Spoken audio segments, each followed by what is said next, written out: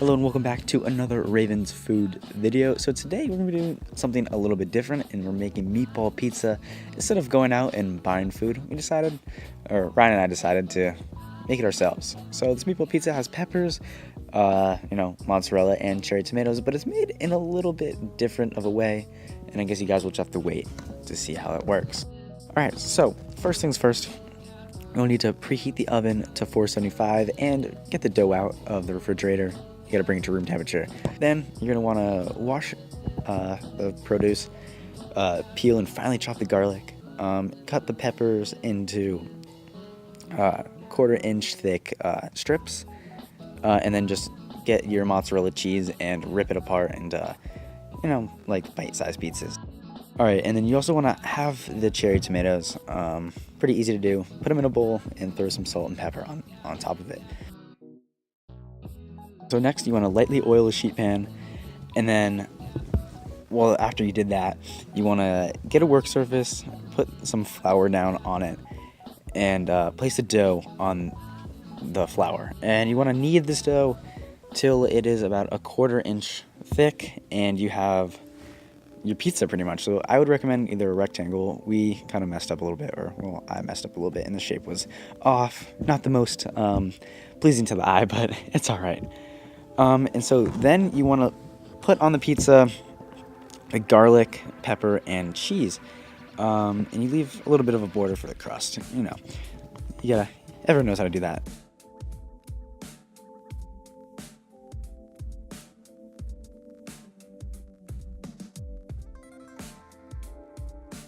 And then you want to throw it in the oven for 16 to 18 minutes. Rotate a little bit if you want. We didn't really do that. It seemed a little unnecessary. Alright, and so while the pizza is in the oven, combine the ground beef that you have with a spice blend of, I think, garlic, onion powder, and I think it is oregano. And then you also want to season with salt and pepper.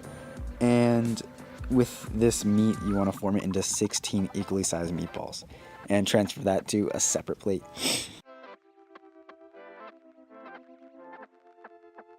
So while the pizza continues to bake in the oven, you want to heat up a large pan, put some olive oil on it, and throw the meatballs down to cook. You want to turn it occasionally for 4 to 5 minutes, or until the meatballs are brown. And they don't have to be cooked completely. Actually, don't cook them completely, because when you're making the sauce, they cook a little bit more. So then you want to leave some fond is the best, in the plate and in the pan, and transfer that to a plate.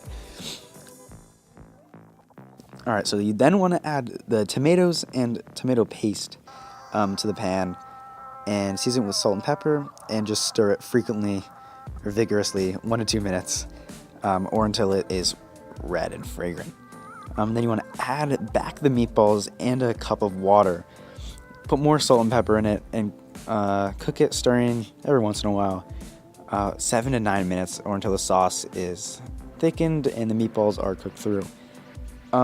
We cooked this for a little bit long. I kind of spaced out, and it was in the pan for like 12 minutes. So we didn't get as much sauce as we wanted for the pizza. So make sure that you don't overcook the sauce, because then you don't have any sauce.